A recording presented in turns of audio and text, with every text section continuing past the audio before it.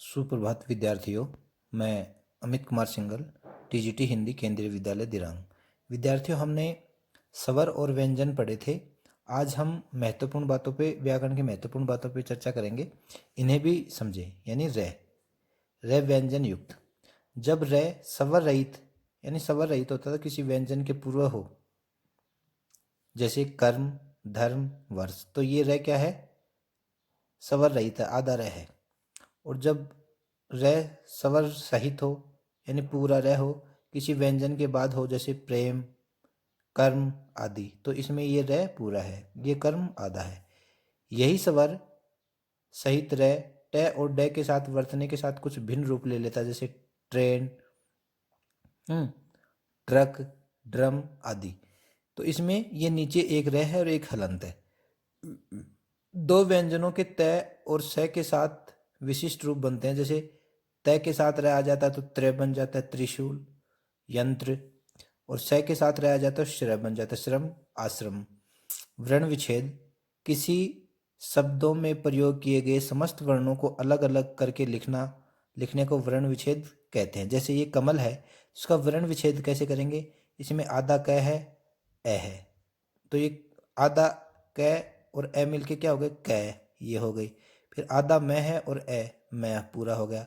ल और ए मिलके पूरा ल हो गया, तो ये कमल हो गया। ऐसे ही पत्नी, पै में पै आधा है, ए है, तो ये पै हो गया पूरा।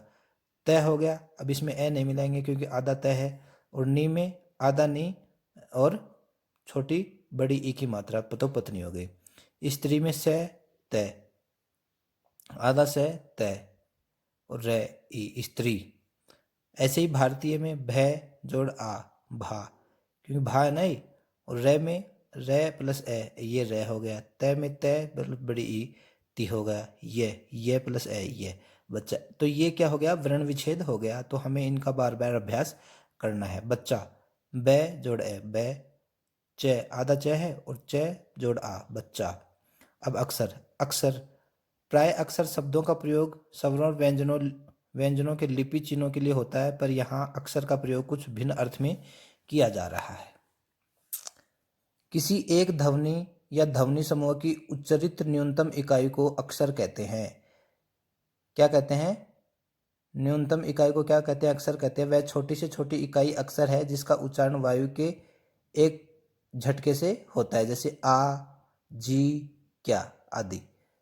हिंदी भाषा में अक्षर मुख्य रूप से निम्नलिखित है, जैसे केवल स्वर स्वर होते हैं, जैसे ओ, इसमें स्वर ही स्वर है। इसमें व्यंजन है अब, आंख, आंख, तो इसमें स्वर है। इसमें स्वर व्यंजन है न, खा, हाँ। स्वर व्यंजन, स्वर व्यंजन, घर, देर, सांप। तो इस तरह से ये उदाहरण है। अब हिंदी में एकाक्षरी शब्द भी प्रयोग होते हैं और अनेकाक्षरी भी। जैसे एकाक्षरी क्या है? खा, पी, हाँ, जा। इनमें एक ही अक्षर है तो एकाक्षरी हो गई। दो में दो अक्षरी कैसे? आओ, चला, खाया, एक और दो, एक दो, एक दो, तो दो अक्षरी हो गई। तीन अक्षरी कैसे? आइए, महिला, चलिए, जाइए, इसमें तीन अक्षर हैं।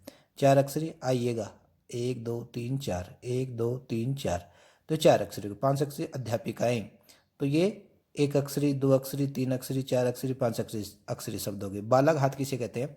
किसी शब्द के उच्चारण में किसी अक्षर पर जो बल दिया जाता है, बालाघात कहते हैं।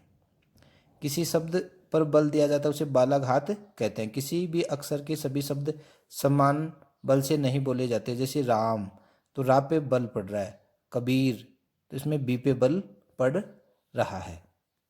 बल पड़ना यानी जोर पड़ना। जैसे हम राम बोलेंगे, राम, तो रे पे जोर पड़, बल, तो बे पे जोर पड़ रहा है। और कबीर में बी पे जोर पड़ रहा है। यानी बालाघात क्या होता है? शब्द का स्तर पर, बालाघात शब्द स्तर पर भी देखा जाता है। जैसे रोको, मत जाने दो, रोको, मत जाने दो। आज मैं रामायण पढ़ूंगा, मैं रामायण कल पढ़ूंगा। अब देखिए ये दो वाक्य हैं। रोको, मत जाने दो, तो इसमें रोको पे बालाघात है। आज मैं रामायण पढ़ूंगा, तो इस पे जोर पड़ रहा है।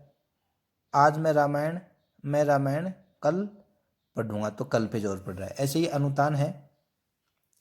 बोलने में जो सुर का उतार चढ़ाव आरोह अवरोह होता है उसे अनुतान कहते हैं। बोलने में क्या होता है, उतार चढ़ाव आरोह अवरोह होता है उसे अनुतान कहते हैं। इसका महत्व शब्द एवं वाक्य दोनों स्तरों पर है। अच्छा शब्द भी विभिन्न अनुतान से देखो, अच्छा है, हम अच्छा बोलते हैं तो सामान्य कथन किसी भी करती है। अच्छा, ये प्रश्नवाचक हो गया। अच्छा, तो ये अच्छा आश्चर्यवाचक चिन्ह हो गया। तो ये अलग अलग अर्थों में प्रयोग होता है। अब है संगम। पदों का सीमा संकेत संगम कहलाता है। पदों का सीमा संकेत क्या कहलाता है, संगम कहलाता है।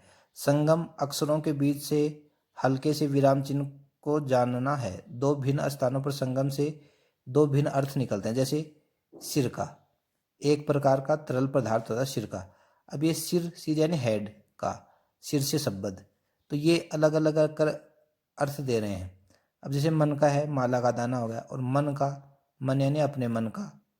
जलसा, जल से यानी उत्सव होता है, और जल से यानी पानी की तरह, जल की तरह होता है। तो ये क्या हो गए, संगम हो गए। तो इस प्रकार से ये कुछ महत्वपूर्ण बातें थी जो आपसे शेयर करी। आप इस वीडियो को देखिए और अगले वीडियो में हम सर्वनाम पढ़ेंगे। नमस्कार।